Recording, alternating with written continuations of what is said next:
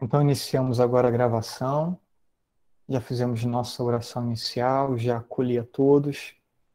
Então, vamos iniciar o nosso tema de hoje. Lembrando que já tratamos sobre uma introdução à vida espiritual. No segundo dia, falamos sobre a presença de Deus. No terceiro encontro, falamos sobre plano de vida espiritual. E hoje, Santa Missa e Eucaristia. Estaremos utilizando o documento de São João Paulo II, o texto de São João Paulo II, sobre a Eucaristia na sua relação com a Igreja. Então, proponho aqui hoje fazer uma leitura de vários fragmentos desse texto e, no final, algum breve apontamento. Então, vamos seguir aqui. A Eucaristia vive, a Igreja vive da Eucaristia. Esta verdade contém, em síntese, o próprio núcleo do mistério da Igreja. Então, o núcleo da Igreja, nele está a Eucaristia. É com alegria que ela experimenta, de diversas maneiras, a realização incessante dessa promessa. Eu estarei sempre convosco, até ao fim do mundo. Desde o Pentecostes, este sacramento divino foi ritmando os seus dias, enchendo-os de consoladora esperança. Então, desde o início da Igreja, é a Eucaristia, é a Santa Missa que dá o ritmo à Igreja. Né? E o Concílio Vaticano II, então, afirmou que o sacrifício eucarístico é fonte e centro da vida cristã. Então, é o núcleo da Igreja? Então, é o centro da vida cristã. A nossa vida de cristãos tem que girar em torno à Eucaristia, tem que girar em torno à Santa Missa. Com efeito, na Santíssima Eucaristia está contido todo o tesouro espiritual da Igreja, isto é, o próprio Cristo. A Eucaristia é Cristo, e Cristo é o que tem de mais importante na Igreja. Por isso, o olhar da Igreja volta-se continuamente para o seu Senhor, presente no sacramento do altar, onde descobre a plena manifestação do seu imenso amor. Por isso mesmo, a Eucaristia, que é o sacramento por excelência do mistério pascal, está colocada no centro da vida eclesial. Então, do mistério pascal nasce a Igreja. Né? A Igreja está nesse mistério pascal, aonde a Eucaristia nos é dada, onde a Santa Missa nos é oferecida. Na celebração eucarística, os olhos da alma voltam-se para o tríduo pascal, para o que se realizou na noite da Quinta-feira Santa, durante a última ceia e nas horas sucessivas. Então, a Eucaristia atualiza o tríduo pascal, essa íntima conexão existente entre Eucaristia e a Páscoa. A Igreja tem o seu fundamento e a sua fonte no tríduo pascal. Mas este está, de certo modo, guardado, antecipado, concentrado para sempre no dom da Eucaristia. Neste, Jesus Cristo entregava à Igreja a atualização perene do mistério pascal. Gente, aqui é um ponto que precisamos ter compreensão e aprofundarmos cada vez mais. A Igreja vai ter toda a sua base na Páscoa. Paixão, morte e ressurreição de Cristo, porque aqui a salvação nos é dada. Aqui Cristo vence o demônio. Aqui Cristo vence o pecado. Aqui Cristo abre para nós a perspectiva do céu.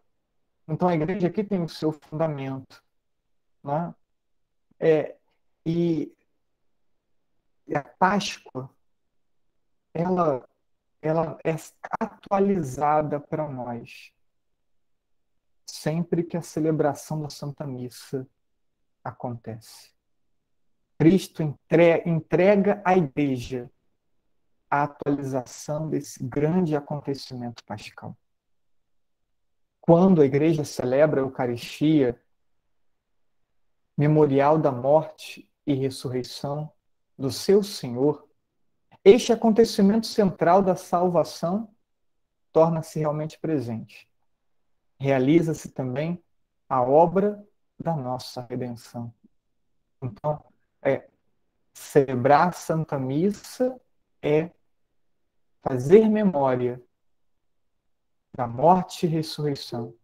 E quando a Igreja faz memória da morte e ressurreição de Cristo, atualiza esse fato. Tá? Não é um outro acontecimento, não é de novo, é o mesmo. O mesmo acontecimento se dá diante de nossos olhos. Este sacrifício é tão decisivo para a salvação do gênero humano que Jesus Cristo realizou e só voltou ao Pai depois de nos ter deixado o meio para dele participarmos como se estivéssemos estado presente. Olha, olha que palavras bonitas do Papa, né? É tão grandioso esse mistério que Jesus realizou uma vez só.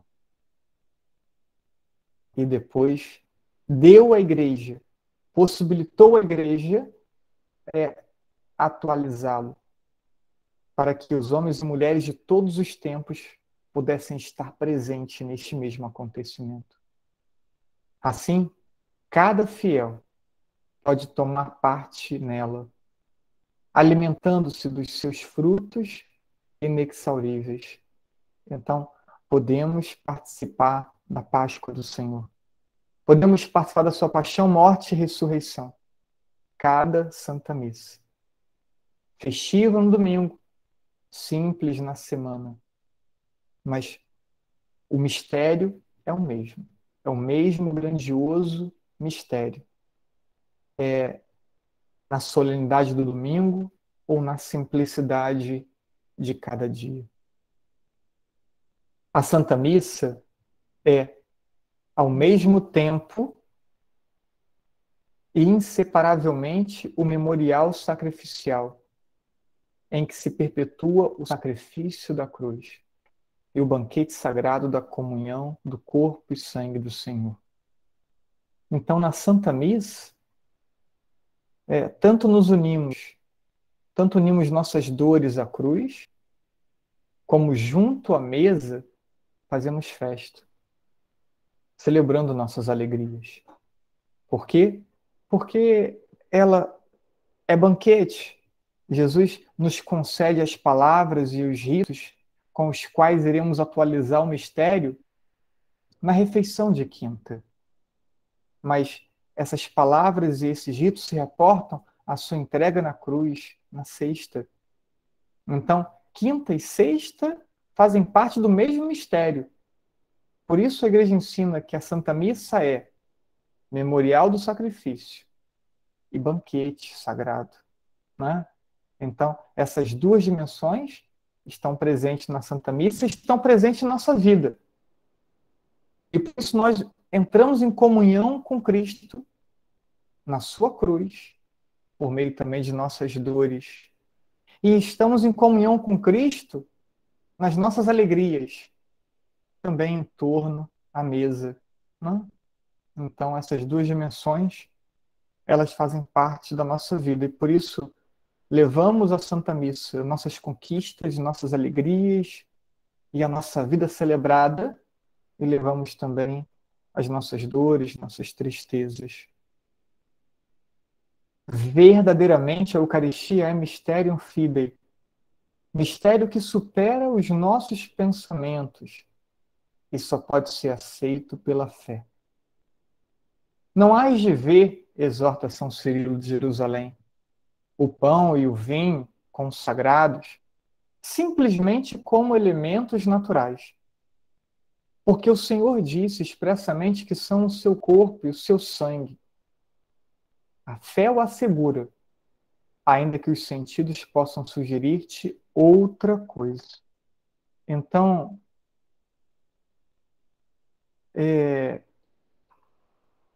não podemos aqui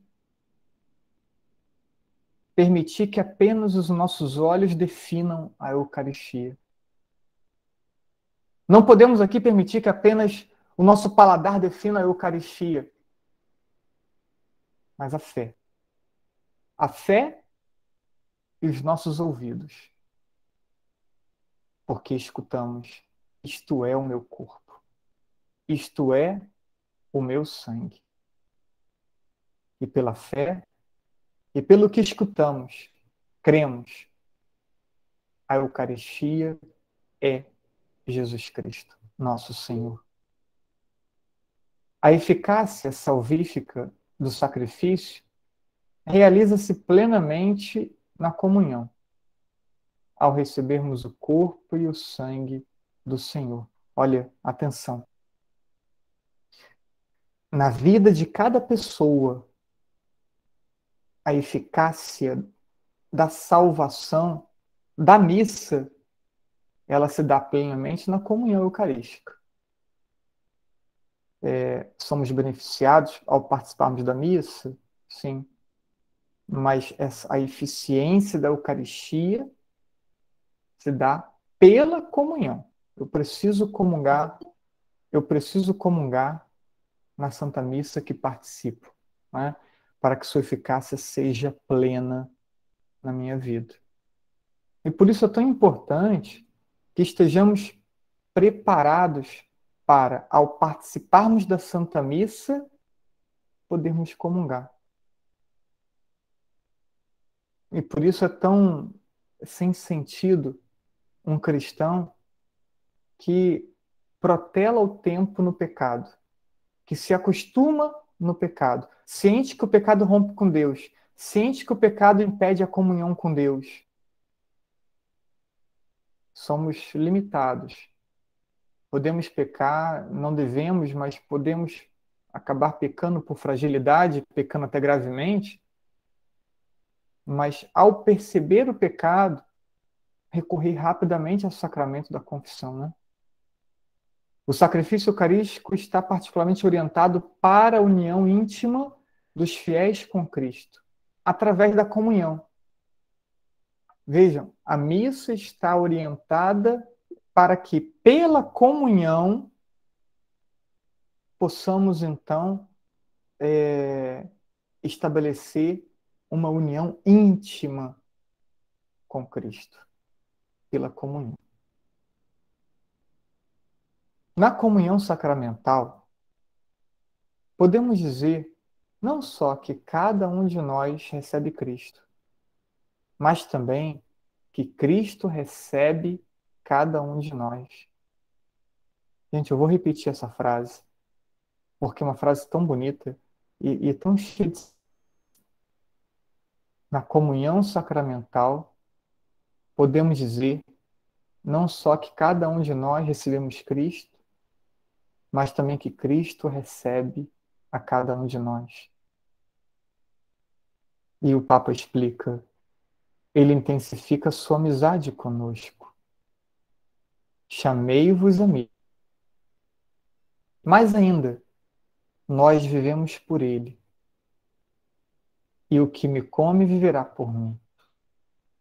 Na comunhão eucarística realiza-se de modo sublime a inabitação mútua de Cristo e do discípulo. E é justamente essa inabitação mútua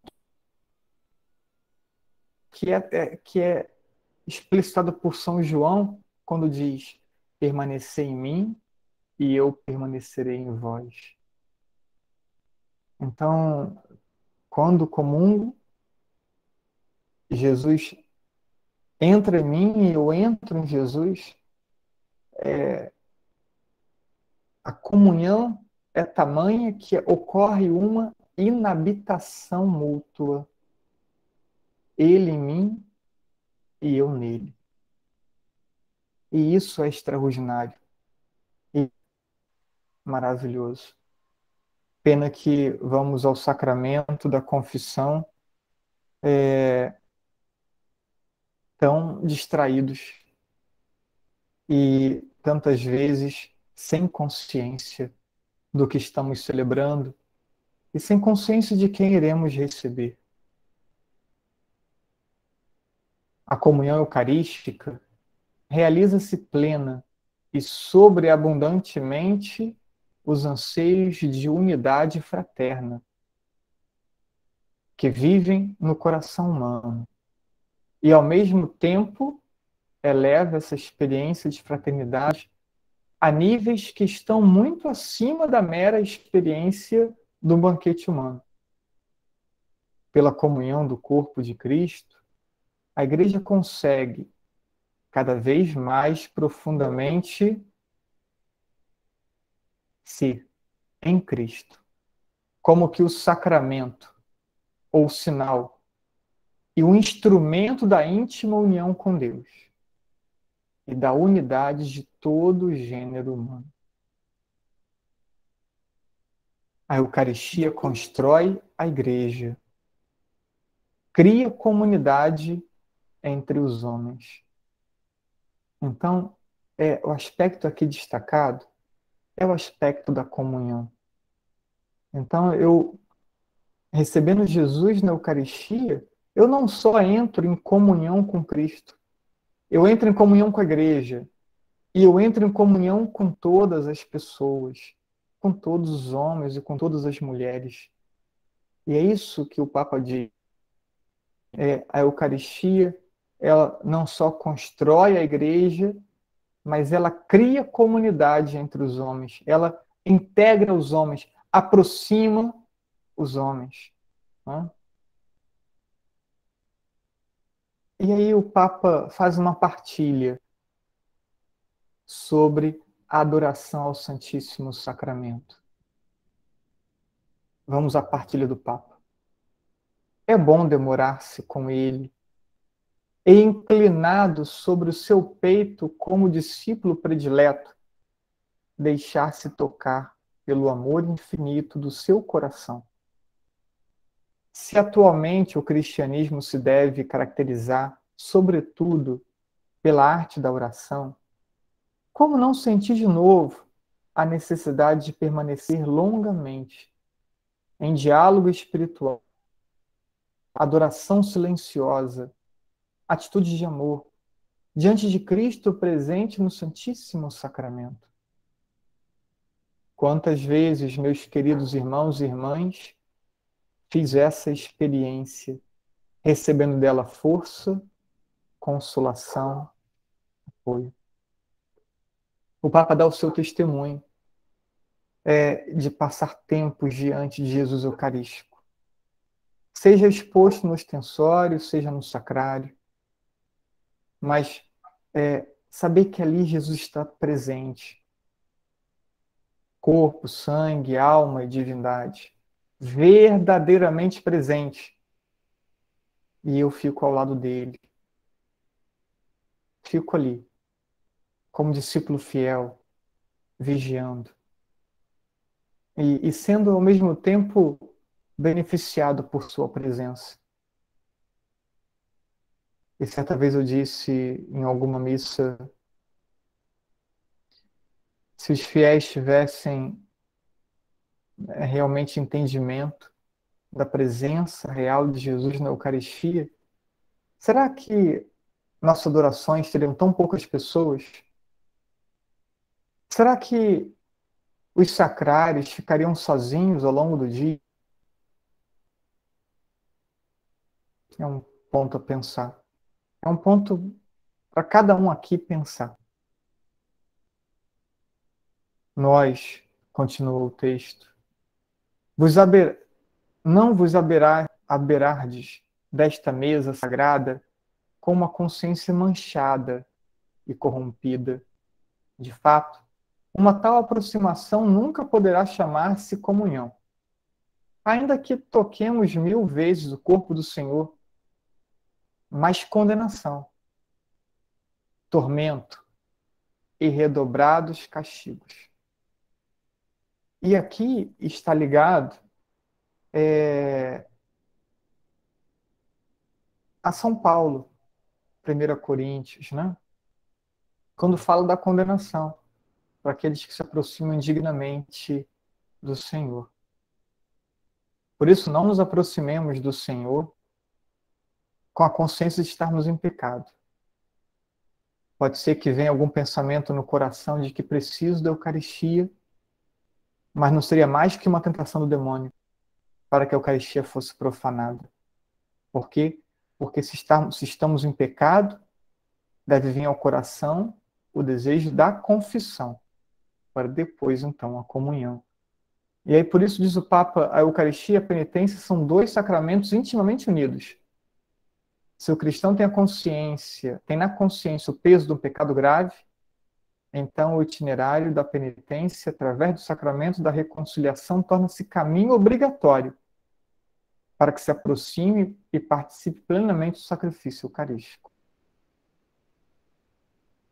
A Eucaristia, como suprema manifestação sacramental da comunhão na Igreja, exige, para ser celebrada, um contexto de integridade dos laços, inclusive externos, de comunhão. Olha, a palavra já nos adverte sobre isso, né? O risco de nos aproximarmos da Eucaristia também com o coração marcado por divisões, por intrigas, por falta de perdão, né? Às vezes na própria Assembleia eu estou participando da missa e tem ali alguma pessoa com quem eu não falo, que eu faço questão de falar mal, criticar, julgar. Olha aqui, ó. A comunhão exige um contexto de integridade dos laços, inclusive externo, de comunhão. Vamos pensar um instantezinho sobre isso, né?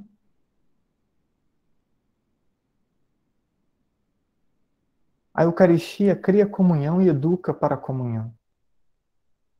Ao escrever aos fiéis de Corinto, São Paulo fazia-lhes ver como as suas divisões que se davam nas assembleias eucarísticas estavam em contraste com o que celebravam, a ceia do Senhor, e convidava-os, por isso, a refletirem sobre a verdadeira realidade da Eucaristia, para fazê-los voltar ao espírito de comunhão fraterna. E aí cita 1 Coríntios 11, 17 a 34. Vale a pena reler esse texto com calma. 1 Coríntios, capítulo 11, versículo 17 a 34. Existe, pois, uma profunda analogia entre o Fiat, pronunciado por Maria, em resposta às palavras do anjo, e o Amém que cada fiel pronuncia quando recebe o corpo do Senhor. Com esse slide eu termino aqui as citações do Papa São João Paulo II, mas termino com um pensamento mariano. Existe uma profunda analogia entre o Fiat pronunciado por Maria, em resposta às palavras do anjo, e o Amém que cada fiel pronuncia quando recebe o corpo do Senhor. A Maria foi-lhe pedido para acreditar que aquele que ela concebia por obra do Espírito Santo era o Filho de Deus. Isso foi pedido a Maria. E ela disse, Fiat, faça-se, aceito, eu creio. Dando continuidade à fé da Virgem Maria, no mistério eucarístico, é-nos pedido para crer que aquele mesmo Jesus, Filho de Deus e Filho de Maria, se torna presente nos sinais do pão e do vinho, com todo o seu ser humano divino. E aí, por isso, respondemos Amém. Então, que analogia maravilhosa feita pelo Papa entre o sim de Maria na Anunciação e o nosso Amém diante do Padre, diante do ministro, diante do diácono, quando a Eucaristia é erguida e é dito corpo de Cristo. E aí concluímos as citações do texto. Faço aqui agora apenas um apanhado, né, nesse slide, caso alguém queira printar esse slide, depois ele também ser motivo de conversa. Né? O sacrifício eucarístico é fonte centro da vida cristã. A Santa Missa é a atualização perene do mistério pascal. Realiza-se a obra da nossa redenção. É memorial do sacrifício e, ao mesmo tempo, é banquete. A eficácia salvífica do sacrifício realiza-se plenamente na comunhão eucarística. Na comunhão eucarística realiza-se de modo sublime a inabitação mútua. Cristo em mim e eu em Cristo. A Eucaristia constrói a igreja, cria comunidade entre os homens, vínculos de comunhão. A Eucaristia e a penitência são dois sacramentos intimamente unidos. A Eucaristia exige, para ser celebrada, um contexto de integridade dos laços, inclusive externos, de comunhão, com os irmãos e com a igreja. A Eucaristia cria comunhão, educa para a comunhão. E, por fim, queria dizer, concluindo essa reflexão, eu perdi aqui o último slide, né? Quando eu fechei e reabri. Mas queria dizer aqui,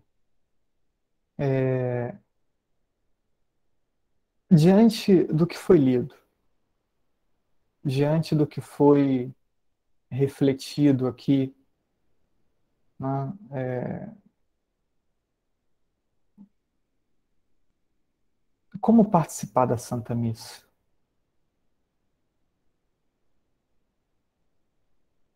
Como nos prepararmos para a Santa Missa?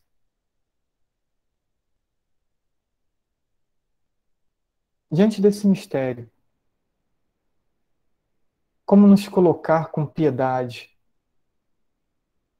E a piedade supõe atenção, postura corporal, vestimento do corpo, participação ativa. Então, como melhor participar da Santa Missa? Repito, com preparação, com piedade, com ação de graças. Esse é um caminho também de crescimento espiritual. Eu percebi que ao vir para a missa, eu preciso separar um tempo para que eu entre, para que eu reze, para que eu silencie meu coração. Hoje tem muito hábito de usar o celular, mas melhor seria que não usasse, ou que desabilitasse a internet, para que eu não ficasse recebendo. Eu canso de ver gente recebendo mensagem, saindo da missa, pessoas que participam aqui no grupo, aqui, olha, né? Essa semana mesmo. Uhum. Então, saiu com o celular na mão, né? Olhando para o celular, mexendo no celular. Então, a gente cria situações para nos distrairmos, né? Situações voluntárias de distração. Então, como melhor participar da Santa Missa? É uma pergunta que cada um precisa conseguir responder para si. Chegar antes, silenciar, usar alguma oração, sentar em um lugar na igreja que gere o mínimo de distração possível. Depois, se eu tenho consciência de que a Santa Missa é tudo isso que foi lido, por que restringir a sua participação aos domingos? Se a Eucaristia é Cristo, se Cristo é alimento que me salva, por que não recebê-lo mais vezes? Se eu não consigo todos os dias, mas separar mais um dia na semana, 2 dias na semana que eu possa receber Jesus na Eucaristia e ir para a comunhão, não? Se eu reconheço que Jesus está na Eucaristia, que é a Eucaristia, então por que não separar tempos de adoração? Seja o horário que a paróquia já dispõe, comunitária, ou o momento que eu fique sozinho, com Jesus no sacrário. E se eu não posso ficar um tempo prolongado de adoração, ao menos algumas visitas onde eu possa passar, me ajoelhar, direcionar alguma palavra para o Senhor. Senhor, eu te amo. Senhor, obrigado por mais um dia. Senhor, me torne forte diante de tantos desafios que eu tenho enfrentado, que o Senhor sabe bem. Não me deixe sentir só. Não me deixe sentir fraco. Esteja ao meu lado. E ali, por meio de um texto ou espontaneamente, vamos conversando com Jesus. Vamos abrindo o coração. Como o Papa falou que ele faz, né, que ele fazia tantas vezes, né? Então é isso. Vamos pensar na Santa Missa de verdade, como centro da nossa vida. E não aqui nessas formações de sexta-feira, mas em um domingo, vou separar um domingo para repetir a formação sobre a Santa Missa. Formação que já proporcionei 2 vezes na paróquia e participaram dela aí umas 300 pessoas, talvez, né? Uma formação longa, até 4 horas de formação, para falar sobre liturgia, sobre Santa Missa, sobre participação ativa, né? Trazendo um conjunto de documentos da Igreja sobre a Santa Missa, falando dela parte por parte, né? Uma formação longa, então vou separar alguns domingos, talvez, para fazer ela aqui também de modo remoto, né? E aí estarei divulgando também na igreja. Hoje a proposta não era essa, né? A proposta era alguma reflexão aqui, uma meditação sobre a Eucaristia, e eu utilizando aqui São João Paulo II para isso, tá bom? Vamos então, em outro momento, falar sobre liturgia, Santa Missa, missa parte por parte e noções de participação ativa desse mistério, né? Vamos agora interromper a gravação e vamos para a nossa partilha, que tem sido também um momento muito bacana, muito fecundo, né? De formação, de interação e de dúvidas. Vamos agora interromper a gravação.